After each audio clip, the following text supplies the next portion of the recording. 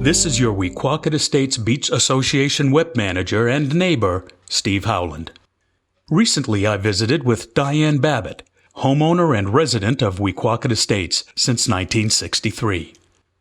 Diane graciously agreed to be recorded as she shared her memories of our beach, lake, and community. In this segment, Diane shared some very interesting information about Melody's Pond and how important it is to the local ecosystem. Up on Finney's Lane, about 3 houses up in the middle of the block, there was originally a lady called Melancy White, and she owned the house up there that was a farmhouse, really, with lots of property around it. And the way I know this is that my aunt, who was a native, was interested in buying it as a widow with 2 young children. And the family talked her out of it. But in doing so, we all learned about this pond. And it's called Melody Pond because she had a daughter named Melody, and she had cows. And Melody's job was to bring the cows down to the pond and have a drink of water. And therefore it got the name Melody's Pond.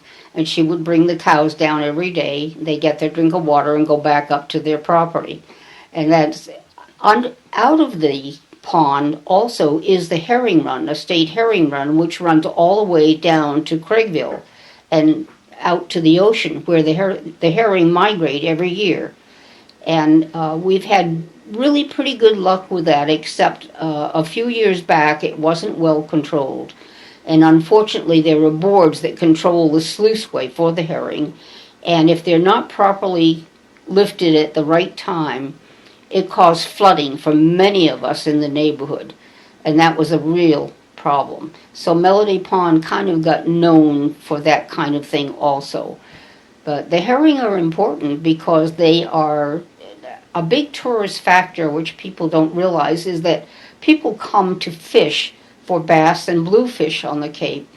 And the herring are the precursor to that. The blues and the bass come to eat the herring, and they, if you don't control them correctly, they don't come up here and breed and go back and return. The adult herring go back to the ocean, and then the blues and the bass come in following them, and that's a big economic factor on the Cape.